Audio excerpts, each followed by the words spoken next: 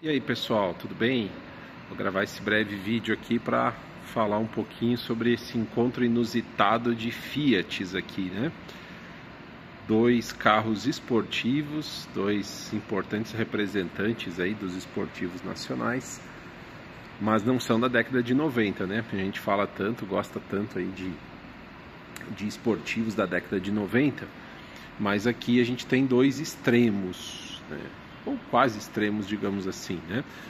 São carros aí que trabalham em épocas bem significativas aí da história do automóvel no Brasil, né? Aqui temos o Fiat Uno 1.5R, esse aqui é 1989, tá?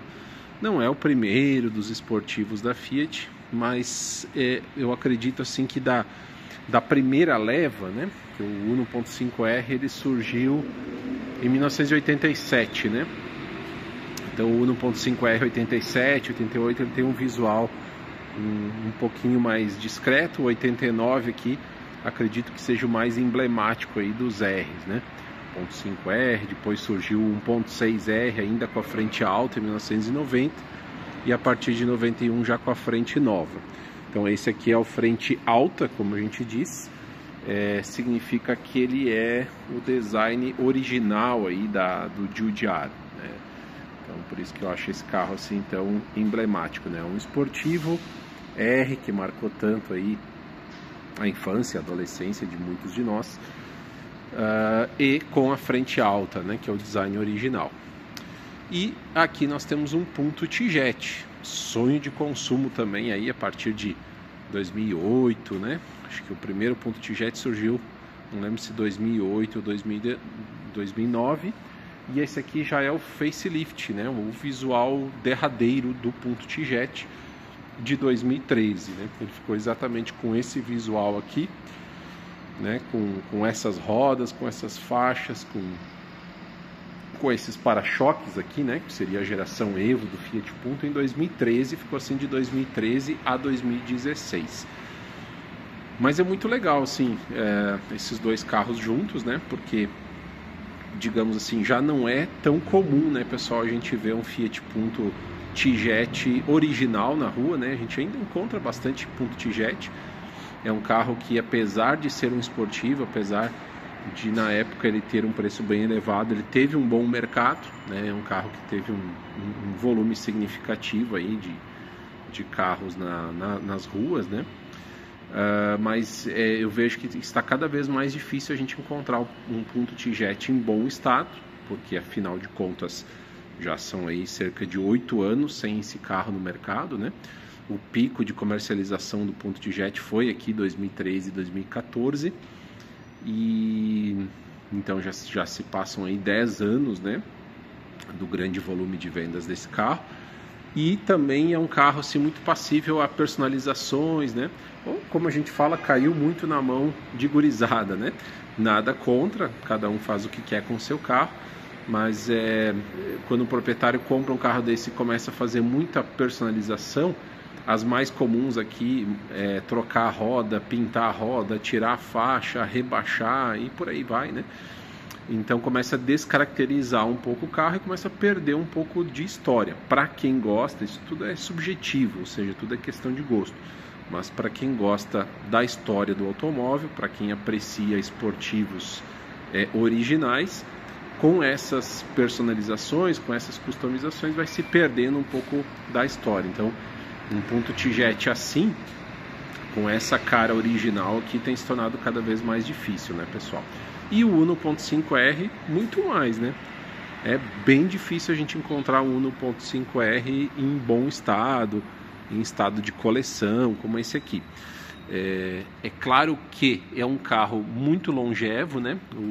Tem muitos ainda 1.5R, 1.6R, principalmente rodando por aí, porque são carros valentes, carros com manutenção bastante simples, muito duráveis, pouca eletrônica, né? Então a gente, apesar de ter se passado tantos anos, esses carros aqui aí tem mais de 30 anos, esse aqui, por exemplo, tem 35 anos, né? Apesar de todo esse tempo, a gente vê ainda nas ruas alguns Uno 1.5R, 1.6R sendo usados assim como carro de uso diário, né? Porque são carros bem longevos. mas assim em estado de coleção tal já não é mais tão comum, né? Mas o que eu queria comentar é o seguinte: a Fiat é uma marca que não é assim apreciada por todos, né? Por quê? Por que não é todo mundo que gosta de Fiat? Claro que existem apaixonados pelo carro, existem clubes, existem clientes fiéis. É uma marca que tem grande participação há muitos anos no mercado nacional, mas por que não é todo mundo que gosta de Fiat? Normal, a Fiat é uma dita marca generalista, ou seja, ela trabalha em vários segmentos de carros, e especialmente, né, com foco, há muitos anos, ela tem um foco no Brasil de comercialização e no mundo inteiro, né, na Europa também. É uma marca muito conhecida por ter boa mão para carros baratos, né? Então a gente tem hoje, estou gravando esse vídeo aqui em junho de 2024, né, pessoal? Então a gente tem hoje no mercado a Fiat com grande participação de vendas, por exemplo, com o Fiat Argo, com o Fiat Mobi, né? Até com a Fiat Strada, né? Que é a picape que aí nos últimos meses, por muitos meses, tem sido o carro mais vendido no Brasil, mas é uma picape de baixo custo, né? Então a Fiat ela foca muito no volume. Então é normal que sejam carros assim, com menos tecnologia, com menos qualidade, digamos assim, será que a gente pode dizer isso? Com materiais mais simples, ou seja, visando custo baixo. Eu vejo assim que algumas marcas que focam em valor agregado maior, como uma Mercedes, por exemplo, é muito mais fácil as pessoas dizerem que eu sou apaixonado por Mercedes, Mercedes é Mercedes e por aí vai. Mas o que acontece é que são carros de valor bem maior, né? São mercados diferentes. Mas, apesar disso, é uma coisa que eu não sei se todo mundo concorda, mas é opinião minha. Apesar da Fiat ter ela não ser unanimidade, ter esse foco em carros baratos, às vezes eu penso assim, como a Fiat tem mão boa para esportivos, né? Como a Fiat consegue assim acertar a mão quando faz esportivos assim mais acessíveis, né? Eu tenho minhas discordâncias, falando no mercado atual, tenho minhas discordâncias com relação à Abarth Pulse, por exemplo. Não tem teto solar, não tem freio a disco na traseira, é uma SUV, né?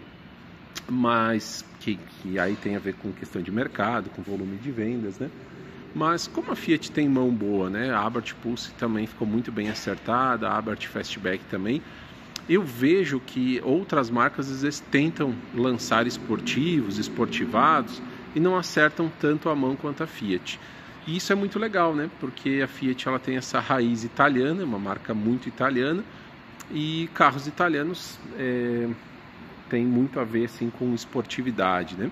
Então acho que muito legal a Fiat, se a gente olhar para a história, assim, a Fiat nos deu esportivos muito legais, sem preços tão absurdos, né? Esportivos relativamente acessíveis, e aqui eu tenho dois exemplos assim, de carros que foram sonho de muita gente em suas épocas, e muitas pessoas puderam realizar o sonho de ter um carro esportivo, de ter um carro com sangue quente, sem um valor assim tão elevado. Eu lembro assim, por exemplo, em 2013, o Punto Tijet, que ele custava na faixa dos 60 mil reais, tá? Enquanto que as outras versões do Punto, elas eram versões assim de carro médio, assim, por exemplo, eu acho que um Punto 1.4 custava ali na faixa dos seus 40 mil reais, né? Em 2013. Tinha o Punto HLX, que custava aí na faixa, sei lá, de uns 47, 48, 50 mil reais. Era um carro que tinha muitos pacotes opcionais, tá? Aliás, esse Tijet aqui também, ele não tinha tantos pacotes opcionais quanto as outras versões, mas ele tem dois opcionais importantes, que esse exemplar aqui tem, que é o teto solar.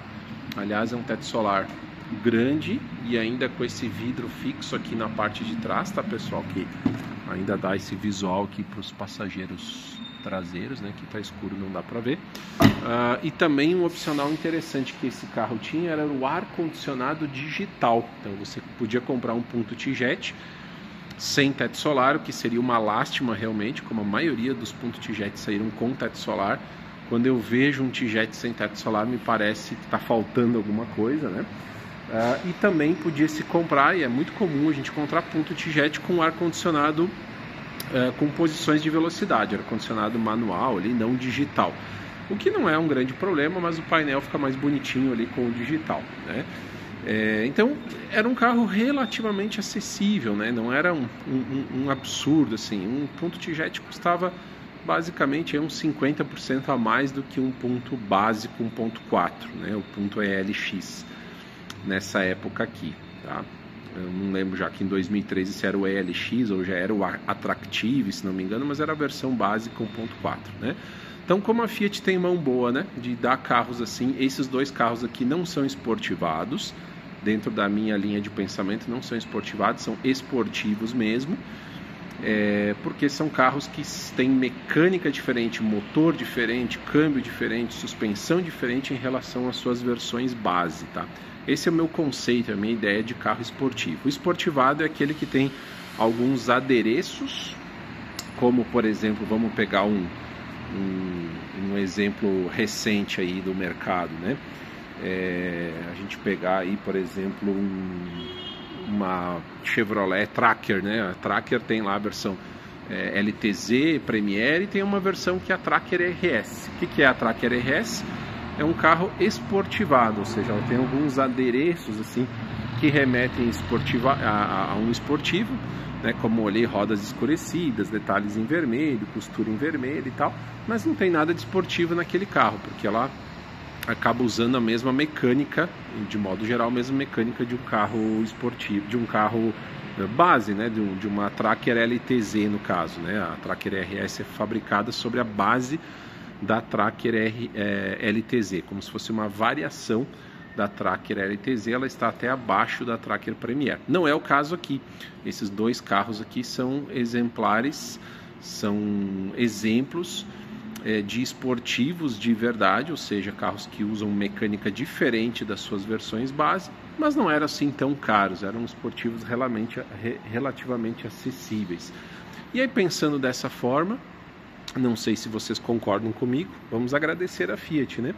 A Fiat nos deu esportivos muito interessantes, né? Tempra Turbo, né? Marea Turbo, Uno Turbo, Uno 1.6R, e por aí vai, né? Quantos esportivos legais, né? Que fizeram a cabeça aí da gurizada, que são realmente grandes sonhos de consumo e que a gente tem hoje o privilégio de ver nas ruas brasileiras. Tá bom, pessoal? Só um videozinho breve aqui para registrar esse encontro interessante de um Uno 1.5R e um Punto TJet 2013, projetos muito interessantes da Fiat. Um abraço a todos, obrigado pela atenção em mais esse vídeo.